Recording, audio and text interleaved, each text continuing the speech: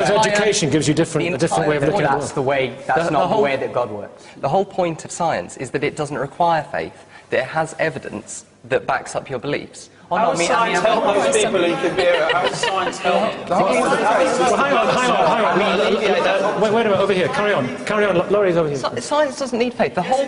How? In what way does science need faith? No, but I don't have faith. It needs a leap of faith. What happened 1 second before the Big Bang? I don't know, but that Absolutely, so you're exercising faith. Be honest. Can I finish? Right? Absolutely. The fact that I don't know what happened a second before the Big Bang doesn't, assuming you can even consider a second before the Big Bang, assuming time existed, doesn't mean that science never will know that. Didn't say that. So that means that you are exercising faith. No, it means that I'm working on the basis of the best available evidence. You are exercising faith. Be honest. We'll give it evidence. Well, science... You know, Christians used to teach... Can I just make this point?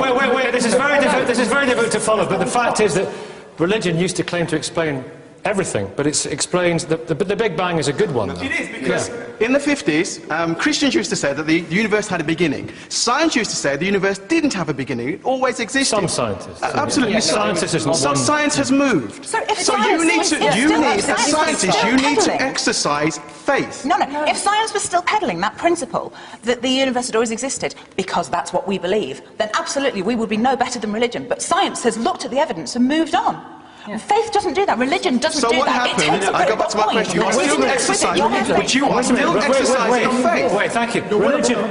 Why is it that in the countries of the world which have most educated people, is there most atheism? Why is that? I just socioeconomics. People find new gods, don't they? People find new, like whether it be celebrity or whether it be money, and then you come back, and then some of those people find celebrity, find money, and find actually. If you taught in science that there are one group of people who believe the Earth is round and there is another group of people who believe the Earth is flat, you automatically bring in this assumption that the two propositions are a 50-50 proposition. And by teaching all these different ideas of the world, that evolution might be true, that religion might be true, that isn't the case. And it frustrates me that it's being taught as different kinds of truth. Sorry? What is the point of religion? What is the point of religion? If you can take these great parts of the Bible which say, love your neighbour, do good to those who persecute you, etc., that's brilliant. What you don't need is the things that say, burn witches, stone adulterers. And if you can cherry pick that... It's very easy for people outside faith to look in and accuse people and say, you know, you're cherry-picking this, that and the other.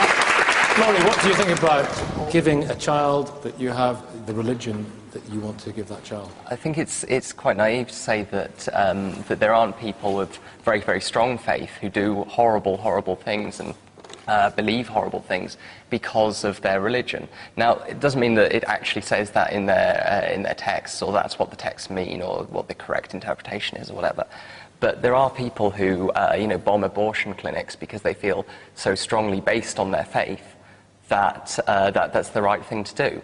I think that's highly polluting to many people's minds, and certainly can be extremely damaging in children. I think parents have an absolute right to bring their children up in the manner they see fit, but it becomes danger when, say, Jehovah's Witnesses restricting their children from having blood transplants transfusion, because they think that it's against God. I mean, that people die as a result of that. But that's more, but for them, that is more important. That for them, I guess, the idea that they could die isn't the worst thing that could happen, because within that religious understanding, there are things that they find more important than you, who don't have a particular. Right, and that's great for them. That's great for them. And as an individual, they have every right to die as a result of lack of medical treatment because of what they believe. But when their kids with developing leukemia aren't getting the treatment they need because their parents believe things which are frankly insane, I think there should be protection. Faith schools are a good idea, then. They give you that moral code. No, but why would you need faith to give you a moral code? There's so much. Where do you think most of the moral code comes from? Human beings. From people. Just human beings, we just kind of made it up. If you take... A lot of this country that you're living in was built on a very Christian foundation. A lot of it.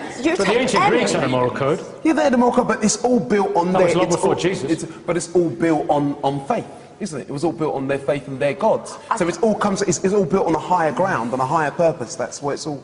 Any of the human rights legislations that have come in the last 50, 100 years, the legislation against homophobia, against sexism, you take any of those things, against slavery, how many of them came from the Bible? Religion is consistently opposed a lot of over those, the years. A lot of those. Actions that our laws have come back. But I think we also need to look at the fact that human rights legislation says that children need to have freedom of religion, and parents also need to have freedom to bring their children up in a religion if they choose to. Now, obviously, you have to balance that against human the rights laws often compete against each other, don't they? Exactly. You balance it against the right of the child to make their own decision to leave a religion if they want to. For example, the process of evolution. And they say that deepens their faith because it is so amazing. Yeah, completely. I think science, I'm not a scientist, but I find myself hearing these scientific developments in quantum physics, and as far as I do understand it, I stand in awe, and I think it's amazing and awesome, and I'm inspired in wonder. I don't have a kind of breakdown in my faith, because I'm not reading the Bible like as you say, like a manual or a textbook or a scientific... Excuse me. It's pointless. I'm sorry to interrupt you, but, you know, if you get rid of the Bible and say that you have to follow evolution, then the whole basis of the Bible breaks down.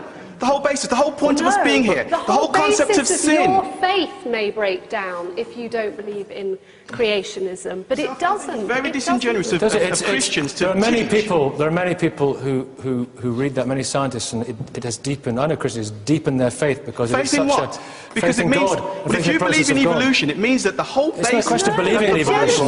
The Genesis story is not a science... Laurie, when you hear phrases like that, believing in evolution, what do you think? I think it's lovely when people are able to, reconcile their beliefs, and they're welcome to them. The problem is that a lot of, as this man's demonstrating, a lot of religious people make scientific claims, make claims about the natural world, whether that's the virgin birth, whether it's the nature of the development of life on this earth. They're making claims which can be testable by science, are hypotheses which can be tested with evidence, and time again they've been demonstrated to be inaccurate, to not hold up to the best evidence we can get. Now, if you want to have faith in God and believe that there's some kind of spiritual force in the universe, that's fine, great. And I know plenty of scientists who have that kind of belief and believe in science. When you're making claims about the natural world that simply aren't true, then you're wrong.